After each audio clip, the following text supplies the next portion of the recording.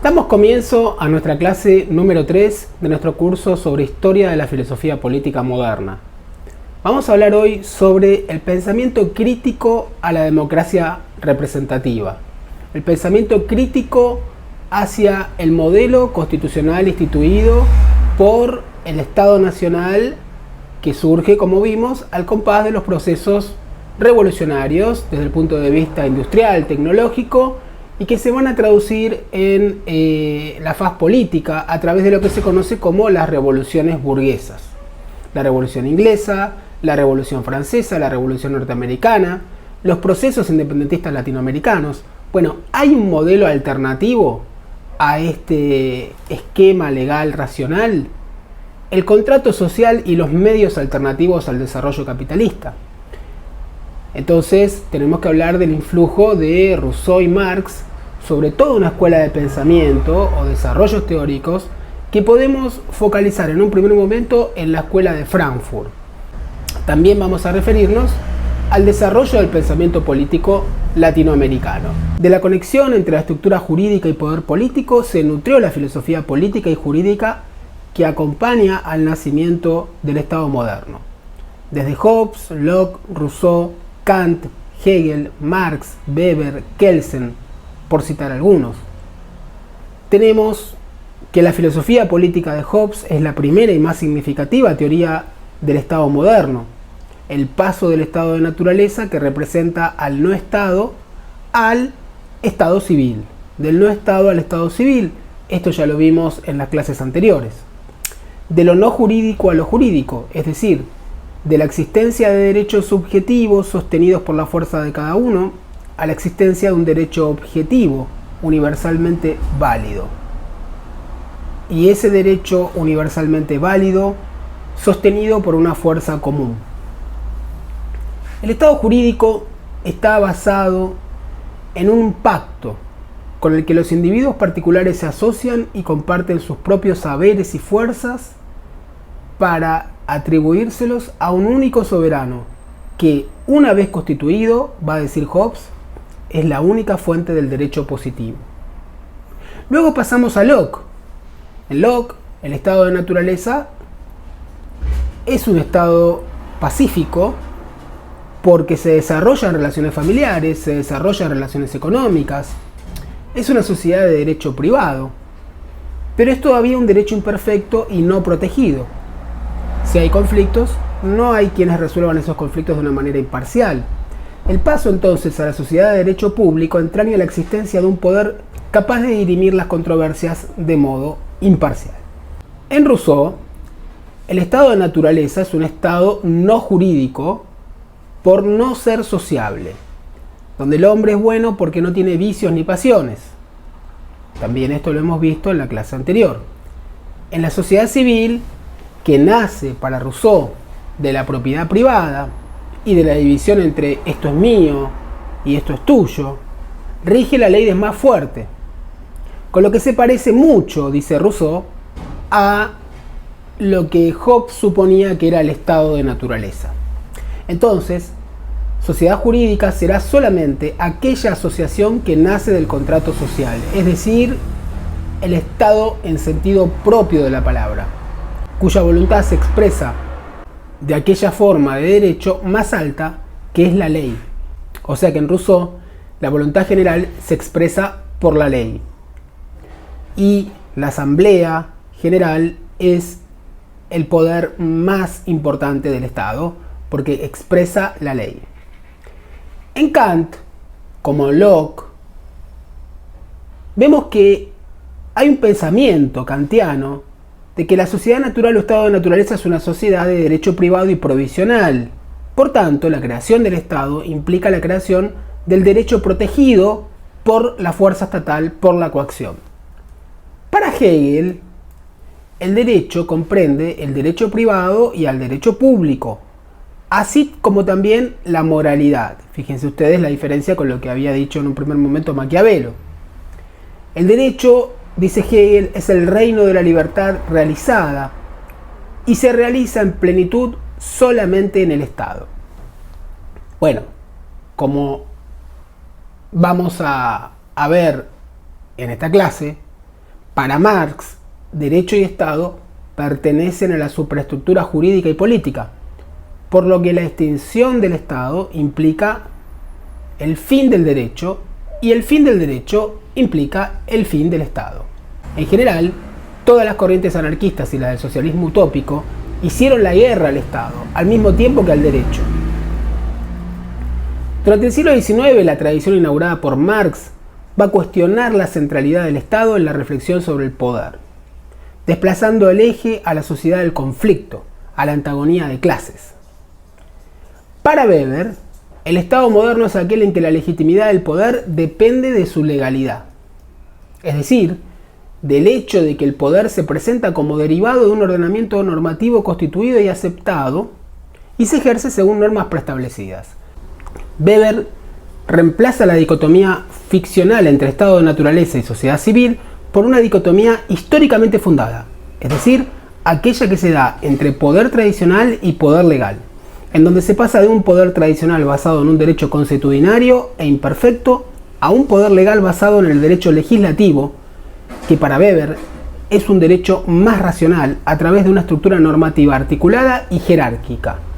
La reflexión sobre el poder, entonces, queda fijada en dos perspectivas. Por un lado, la tradición liberal moderna, que reflexionará sobre la legitimidad del poder estatal, y por otro lado, la tradición marxista, que pondrá énfasis en la explotación de una clase por otra. En ambos casos, hablan de un poder centrípeto, un poder que concentra, reduciendo la multiplicidad de poderes sociales a una cúspide única y determinante. Para Kelsen, el Estado es la organización de la fuerza monopolizada y expresada en el ordenamiento normativo coactivo, que es el derecho, por lo que derecho y Estado son una unidad. El poder político es el que hace efectivo aquel ordenamiento normativo. Hay tres pensadores políticos norteamericanos que hoy en día han tenido una influencia mundial. Se los voy a escribir acá para que más son las tres posiciones ideológicas distintas, ¿no? Por ejemplo, si vamos de derecha a izquierda, más a la derecha está Robert Nozick. Nozick es un pensador que hoy alguien diría neoliberal o liberal, es liberal, ¿no? Entonces la idea de él es que la propiedad, porque el tema ideológico siempre es la propiedad, se justifica por el título. Es decir, si un señor tiene mucha plata, él no se hace cuestión de que tenga mucha plata. Lo único que pregunta es si la hizo legalmente. Es la teoría del título. Es decir, el que tiene un título para su propiedad legítimo, ya está. Puede ser el señor más rico del mundo o el menos rico del mundo. Pero el título justifica la propiedad. Esta es un poco la posición de Nozick. Ya más hacia el centro izquierda, diríamos, está un pensador muy conocido, muy importante, que también acaba de morir, que es John Rawls. John Rawls, en el tema de la propiedad, primero ese tema de la desigualdad, ¿no? Él lo que dice es que se justifica que alguien gane más, un sector, una persona, una empresa, gane más en la medida en que beneficie a los que están peor.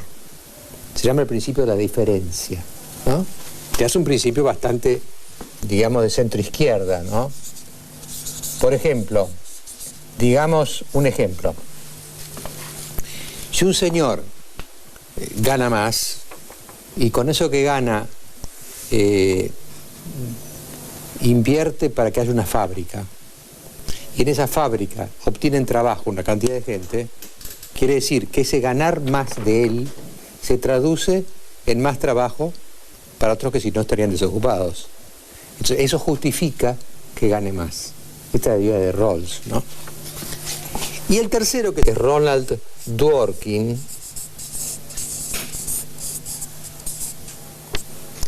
tiene un principio, diría yo, mucho más extremo todavía. Él dice que en realidad un sistema es justo cuando tiene lo que se vería en inglés equal concern. Concern es preocupación. Cuando toda persona importa. Toda. Entonces, se llega a la posición extrema de que si hay alguien en cualquier país que está sufriendo injusticia, ya el país ese es injusto. De estos tres autores, detengámonos en Rawls. Él entiende que el pensamiento democrático de los últimos 2 siglos se vincula con Locke y Rousseau en cuanto a la manera en que los ciudadanos considerados como libres e iguales expresan los valores de libertad e igualdad. Por un lado, hay una tradición asociada con Locke que concede mayor importancia a las libertades de los modernos, derechos subjetivos tales como libertad de pensamiento, conciencia, determinados derechos básicos de la persona, el derecho de propiedad, el imperio de la ley. Y por otro lado, la tradición asociada con Rousseau, que concede mayor importancia a las libertades de los antiguos, es decir, las libertades políticas iguales y los valores de la vida pública. Allí, dice Rawls, está la raíz de 2 modelos básicos de ciudadanía, el liberal y el republicano. Es entonces que Rawls, en su obra Una teoría de la justicia, elabora un modelo de democracia participativa con un fuerte componente deliberativo. Rawls va a defender el ideal de una participación continua y equitativa de los asuntos públicos, dado que para él muestras esporádicas e imprevistas de la opinión pública mediante votación u otras formas que en ciertos casos convengan a aquellos que ocupan puestos de poder, no bastan para conformar un régimen representativo. Al igual que Locke, Rousseau y Kant, va a presuponer la existencia de personas libres e iguales consideradas como racionales, que acuerdan un determinado contrato social. Rawls imagina que ese contrato social se sustenta en 2 principios de justicia fundamentales. Uno, el principio de libertad igual. Cada persona tiene un derecho igual de libertades básicas tales como la libertad política, la libertad de la persona y el derecho de propiedad personal. Y 2, que las desigualdades sociales y económicas deben ser ventajosas para todos y habrán de ser vinculadas a empleos y cargos asequibles para todos. Para Rawls, estos principios forman parte de una concepción general de la justicia en la cual todos los valores sociales, libertad, oportunidad, ingreso, riqueza, así como las bases del respeto a sí mismo, habrán de ser distribuidos igualitariamente a menos que una distribución desigual de alguno o de todos estos valores redunde en una ventaja o en un beneficio para todos. Rawls piensa en la aplicación de estos principios en la Constitución. El primer principio, el de libertad igual, es empleado para diseñar el régimen constitucional. A este sentido, Rawls le dará el nombre de principio de igual participación. Esto de la libertad igual, igual participación. Es decir, este principio exige que todos los ciudadanos tengan el mismo derecho a tomar parte y a determinar el resultado del proceso constitucional que establecen las leyes que ellos han de obedecer. Estamos hablando de los momentos constituyentes, cuando votamos para elegir convencionales constituyentes. En cuanto a la dinámica política, él no piensa en un ideal de ciudadanía determinado, sino en que la Constitución establezca los mismos derechos para participar en las cuestiones públicas y en condiciones equitativas al acceso al debate público.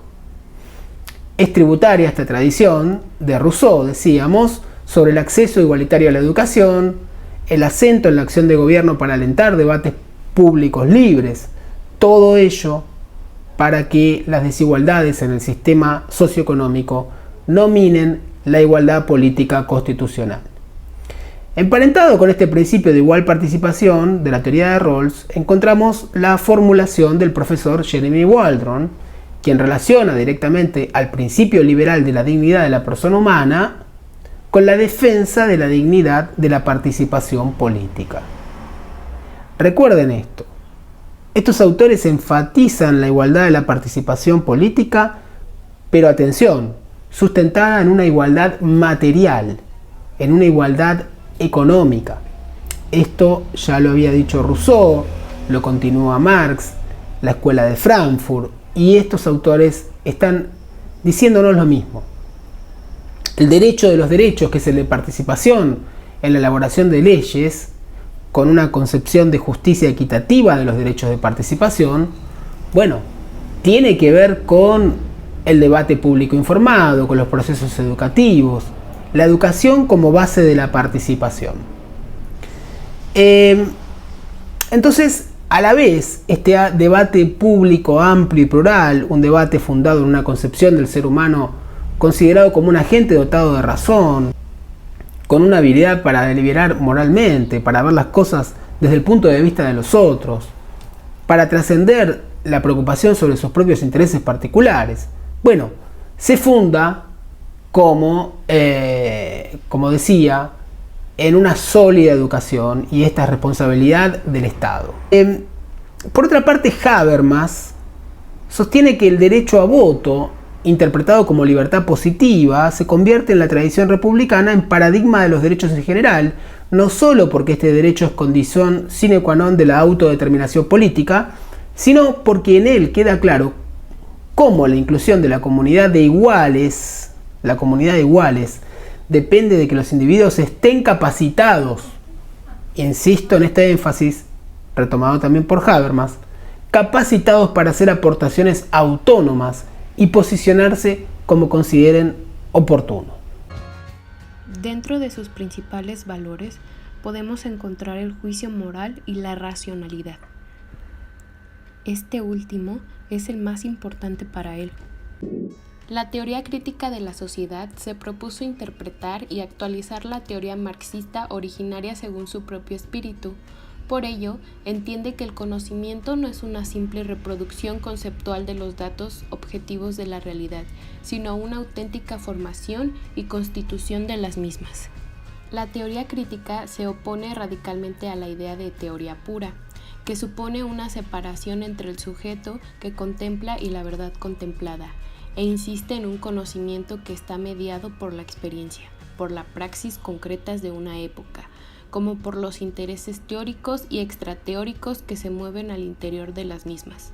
I think that it is very important not to forget that society is not only depending on technologies and the knowledge which feeds into new technologies, but that society is indeed depending on a proper continuation, reconstruction, and criticism of its own traditions, because these traditions are the ones who give us a certain orientation of how to understand men in society, men in the world. I suppose that democracy is at least one major issue if I look back.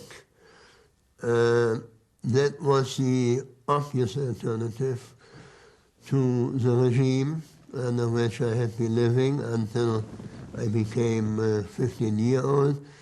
I was always convinced that there is a cognitive dimension in this democratic procedure, and this is why I am one of the first and most vigilant defenders of deliberative democracy. And deliberative democracy obviously leads to the second major issue of my work, communicative rationality. I was always convinced that there is in everyday communicative life, everyday communication, also a kind of push to give reasons, to be more or less reasonable, to give answers to the questions, why did you say that? Why did you do that? And so that was the motivation to pursue a bit further the issue of the kind of reason that is, so to say, built into our everyday language. Entonces vamos a centrarnos, como dijimos, en la teoría jurídica crítica, que entendemos es tributaria del pensamiento rusoniano y marxista. Hoy vamos a ver algunos lineamientos básicos de la Escuela de Frankfurt. Básicamente la escuela de Frankfurt se refiere a 4 pensadores: Adorno, Marcuse, Habermas y Horkheimer. Estos autores escribieron alrededor de los años 30 y 40.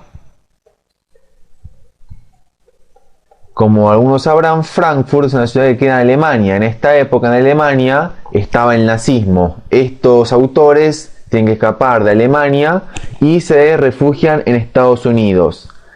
Desde allí comienzan a postular toda su teoría, que es una teoría crítica, sobre todo muy crítica, respecto a los pilares de la modernidad, y va a tener como influencia muy fuerte al marxismo. En primer lugar, van a hablar de la racionalidad instrumental, que también se puede encontrar como la racionalidad unidimensional o técnica. ¿A qué se refiere esta racionalidad instrumental? Básicamente a una relación utilitaria con el mundo. ¿Sí? El mundo está ahí afuera, es externo a las personas, a los seres humanos. En tanto, la naturaleza como objeto, yo, ser humano, puedo usarla, transformarla sin importar los valores en todo esto. Esta relación utilitaria de naturaleza va a estar relacionada también con lo que sería el avance técnico y científico. ¿Sí? Y este avance técnico científico en realidad encubre aspectos negativos. ¿Sí? Se basa más que nada en lo útil, donde los valores quedan por fuera. ¿Sí? O sea, esta racionalidad instrumental, que es la que domina el pensamiento, lo que tiene característica es que separa a la naturaleza con respecto al ser humano.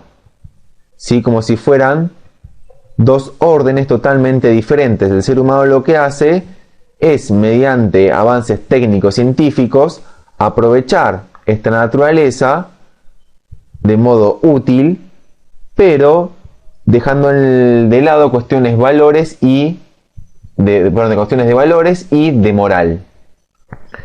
Esta crítica creativa entre la racionalidad que propone a estos autores, que la racionalidad crítica y reflexiva, justamente lo que permite o lo que debe permitir es que el hombre se reencuentre, o sea, es reencontrarse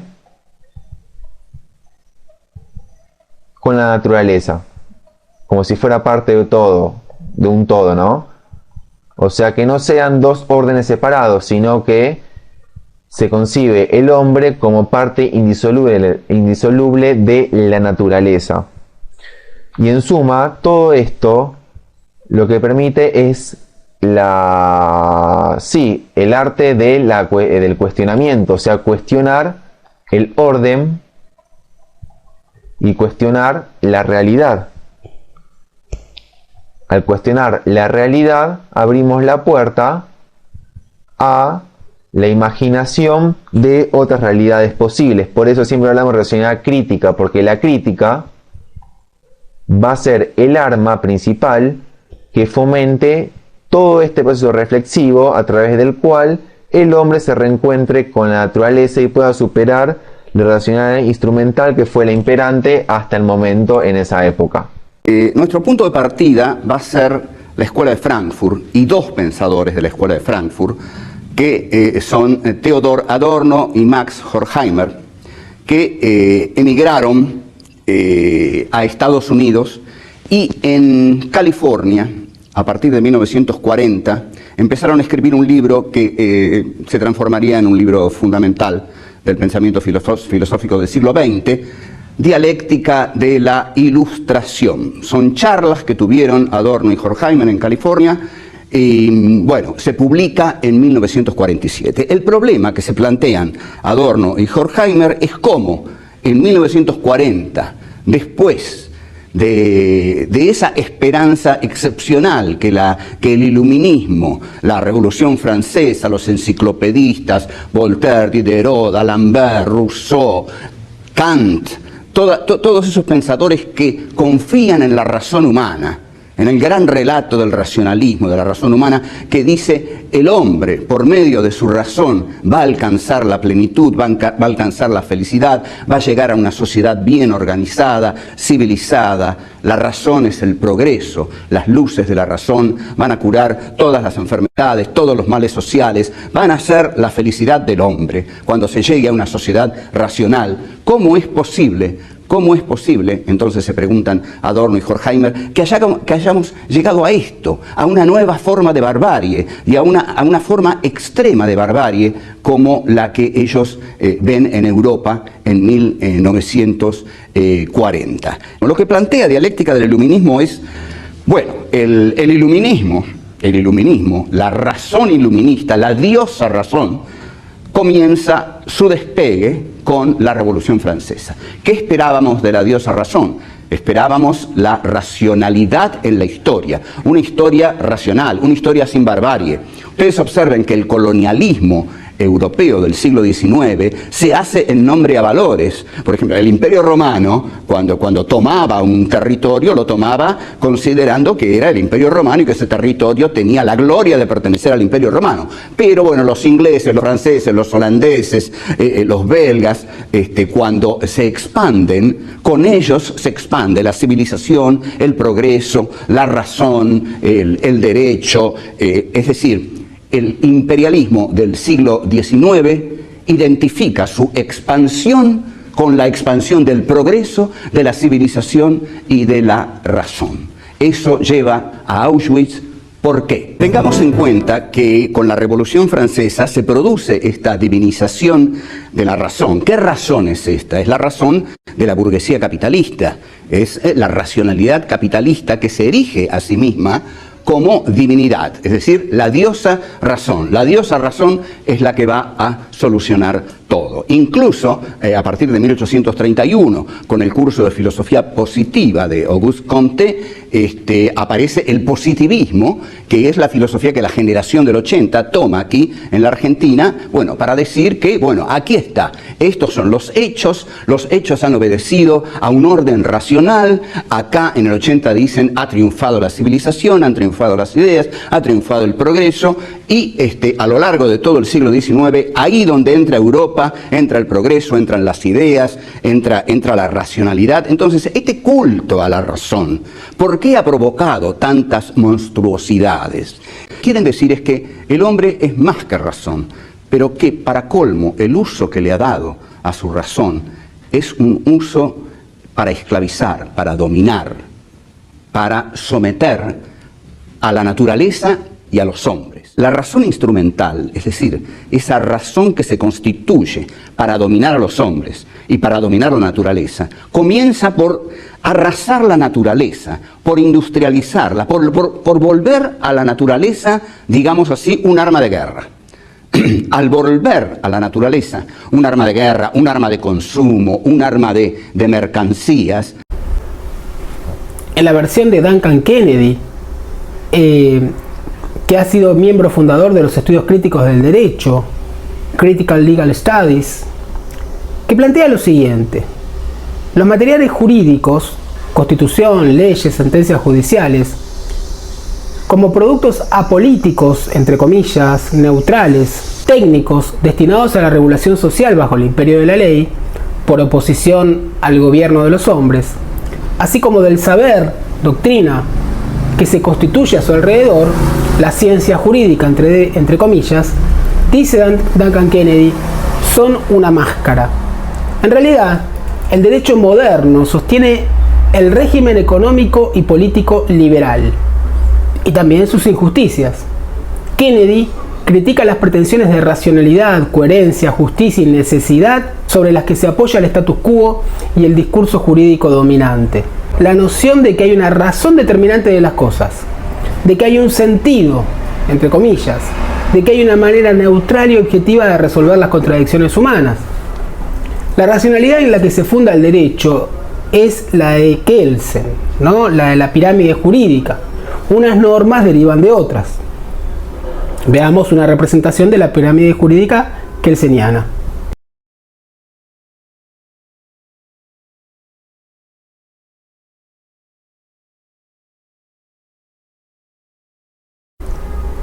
Donde la ideología, la política, la moral son extrajurídicas. Los jueces se esfuerzan por lograr el siguiente efecto retórico, el de la necesidad jurídica de sus soluciones, sin considerar la ideología. Y ello les permite mantener su poder social, en el que no dejan traslucir adecuadamente sus propias prácticas. Pero este no es un análisis marxista, dice Kennedy, ya que no necesariamente los jueces defienden un interés de clase.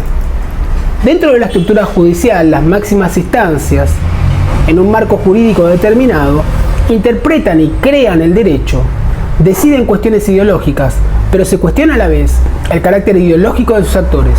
Y estos actores, los jueces, niegan públicamente tener alguna agenda política.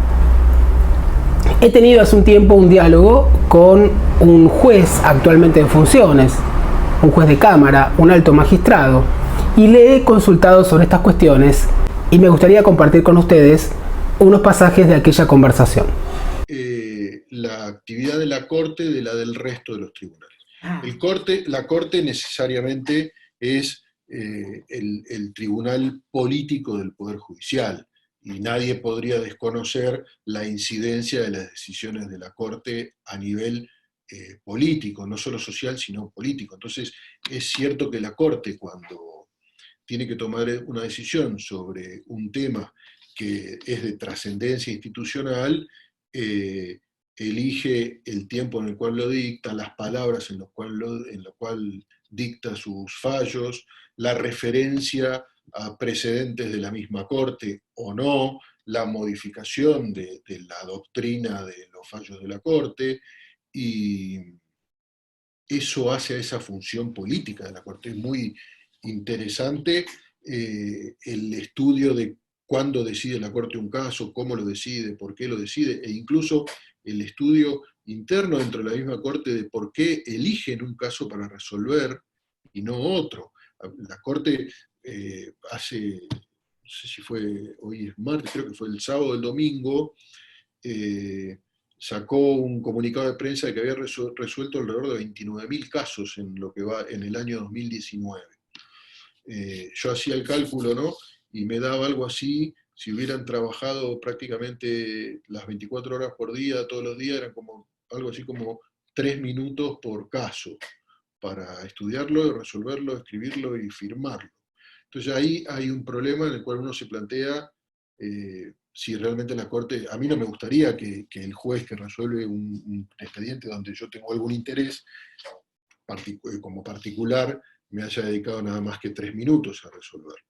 Entonces, bueno, la Corte también trabaja eligiendo un caso piloto y sobre ese después, no sé, por ejemplo, Badaro. Ustedes han visto el fallo Badaro de la Corte, eligieron ese y después resolvieron, y todos los demás, miles y miles y miles de casos, en previsional eso es muy común, la Corte tiene mucha afluencia de casos previsionales y los resuelve todos remitiéndose a los precedentes. Y en ese caso la Corte lo eligió. Bueno, también hay, dentro de que es muy interesante el estudio de la forma de trabajo de la Corte, por qué eligen esos casos. Incluso, no sé, si uno tiene algún conocimiento más o menos de la forma de trabajar de la Corte y de quiénes las componen, hasta podría en algunos casos evaluar la relación entre los integrantes de la misma Corte, de por qué unos acompañan a otros y no acompañan a otro diferente. Y eso puede tener que ver no solamente con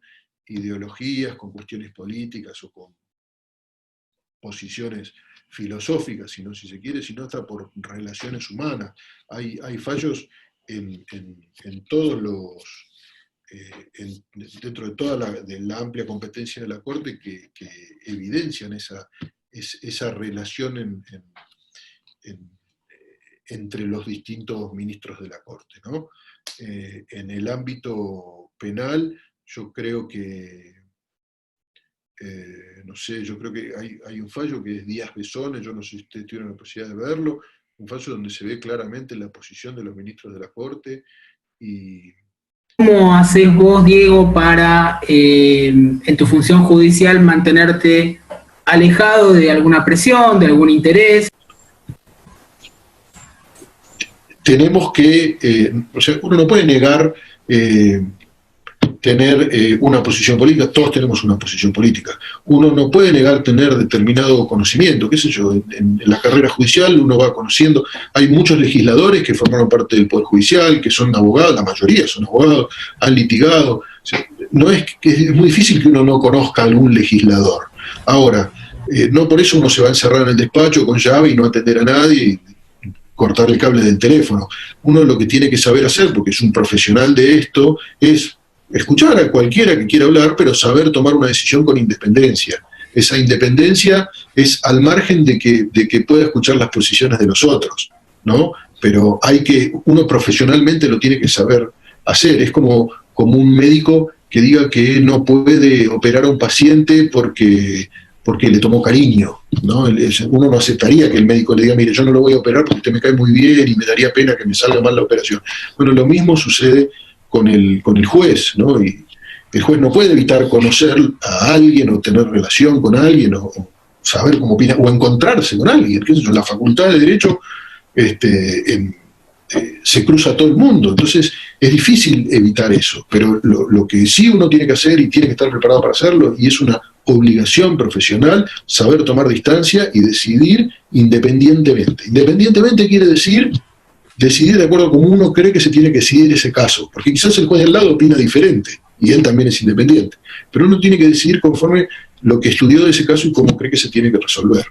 Esa es la independencia, ¿no? Después, en una ciudad de tantos habitantes, es muy difícil ser ajeno a saber lo que quiere uno, lo que quiere el otro, pero hay que saber distinguirlo. Los medios de comunicación hacen notar la posición, ¿no? Es difícil que alguien no pueda conocer qué es lo que está opinando un medio de comunicación sobre una determinada situación. Prendan ustedes la radio o el televisor y van a ver las opiniones bien marcadas, las diferencias entre los distintos medios de comunicación para el tratamiento de un mismo tema. Y los medios de comunicación, por supuesto, que a su forma ejercen algún tipo de presión, que uno también tiene que estar preparado para poder tomar distancia de eso y no dejarse llevar. El juez, vuelvo a lo mismo, el juez es un profesional. Si nosotros habláramos sobre el juicio por jurados, por ejemplo, ¿no? Que también está vinculado con la democratización de la justicia, no en la Argentina donde se aplica el juicio por jurados, pero hay otros países donde los jurados se mantienen aislados durante el desarrollo del proceso, procesos que no tienen una duración excesiva, se mantienen aislados durante el desarrollo del proceso y no tienen contacto con los medios de comunicación, y en algunos casos tampoco tienen contacto con familiares que puedan incidir sobre lo que vayan a decidir sobre el caso.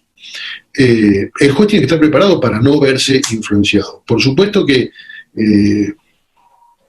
uno no puede ser ajeno a lo que digan de lo que uno hace, ¿no? Entonces a veces, no sé, a mí a veces me han criticado y a veces han remarcado que lo que habíamos hecho estaba bien, el mismo medio, y quizás le interesaba una cosa que decir que estaba bien y la otra que estaba mal.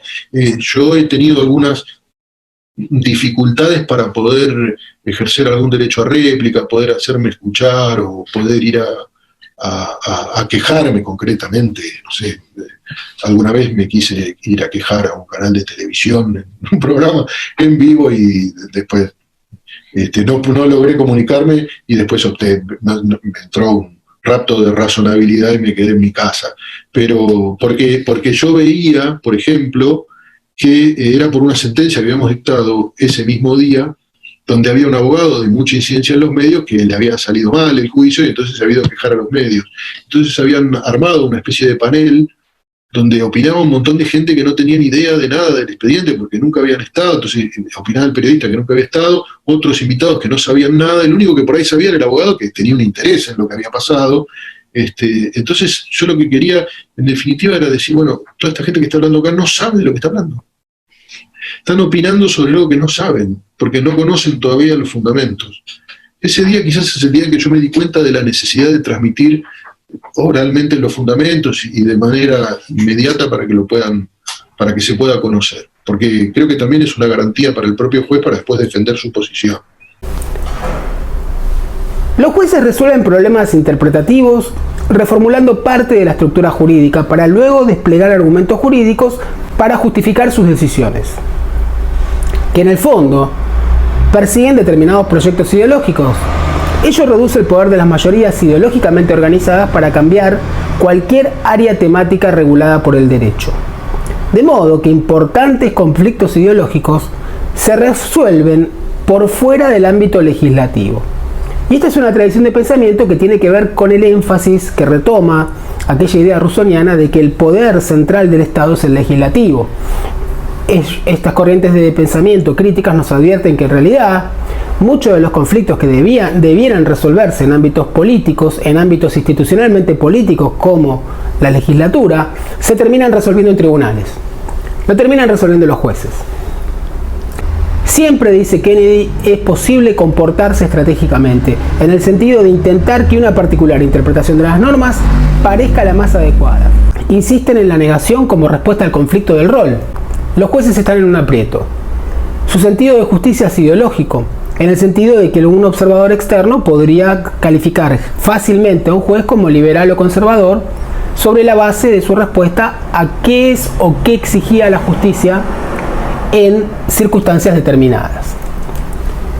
La persecución de una agenda jurídica abiertamente ideológica es problemática para el juez o jurista, incluso cuando reconocemos que los jueces están obligados por su rol a trabajar para hacer que el derecho positivo se corresponda con la justicia. Porque justamente este presupuesto es ideológico, es una premisa de la teoría democrática liberal, de la separación de poderes, aquello de Montesquieu, ¿se acuerdan? El juez es la boca que pronuncia las palabras de la ley. Bueno, este rol tan inhumano atribuido a los jueces, ¿no es cierto? Bueno, que la ideología como proyecto de universalización no es para el poder judicial ni para el jurista, sino para los poderes democráticamente electos, en especial el legislativo. El derecho entonces queda entendido como el producto histórico del trabajo de abogados, juristas y jueces con proyectos ideológicos contrapuestos. Entonces, la distinción entre decisión judicial, aplicación del derecho, y legislación, creación del derecho, responde a la teoría normativa del liberalismo, es decir, la creencia en los derechos individuales, la regla de la mayoría y el imperio de la ley. La separación entre instituciones legislativas y judiciales corresponde a la distinción entre legislación y decisión judicial, es decir, la aplicación del derecho a determinadas situaciones de hechos.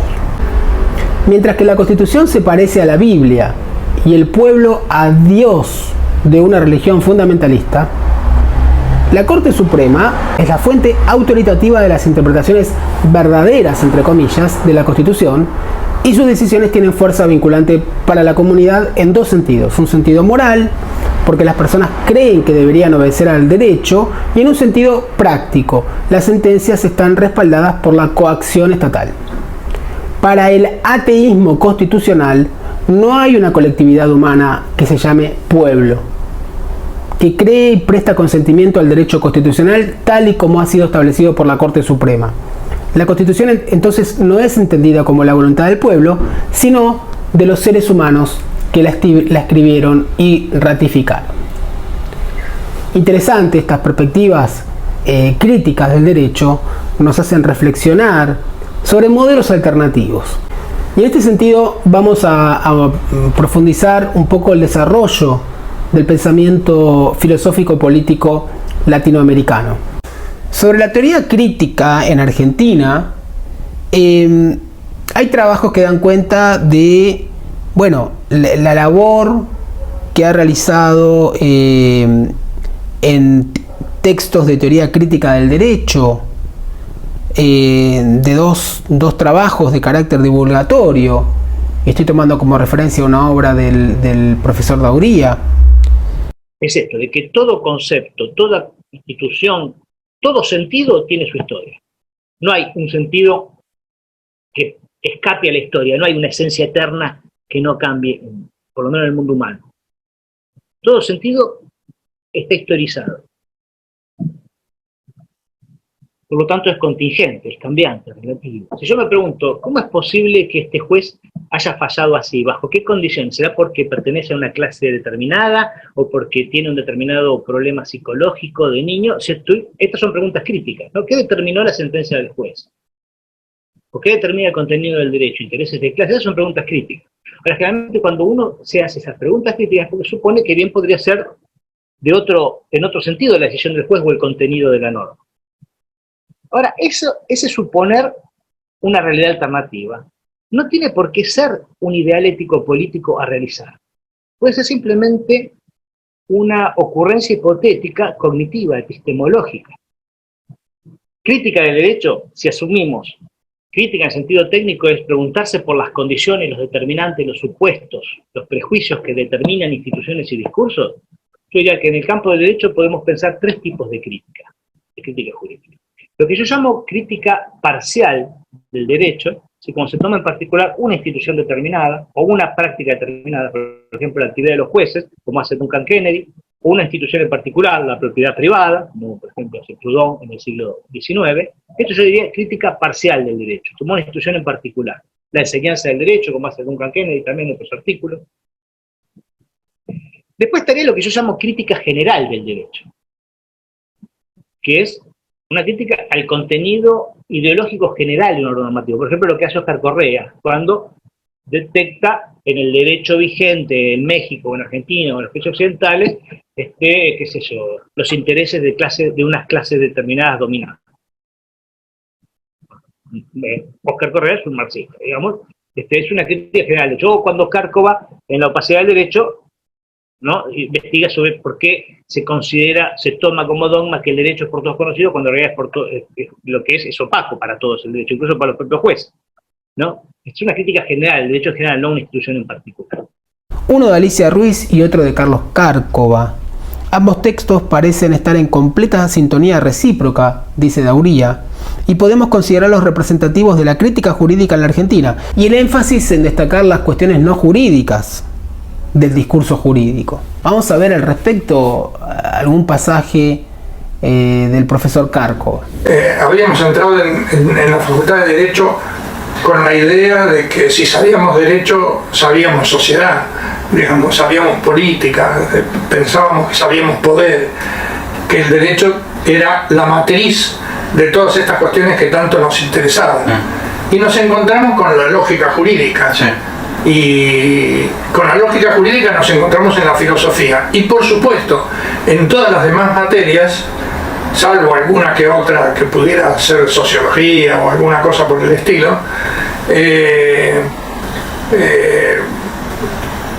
una respuesta de tipo formal epistemológica, nos parecía extraña e insuficiente. Nosotros en cambio dijimos, no, acá hay que empezar a trabajar pero con otro punto de vista. ¿Y cuál es el otro punto de vista? Y el punto de vista infinitamente importante y definitorio fue un punto de vista epistemológico. Nosotros no vivíamos los juristas, ni los jueces, ni los abogados, ni los profesores de derecho en un mundo de normas. Vivíamos en un mundo de poderes, en todo caso, y de facticidades.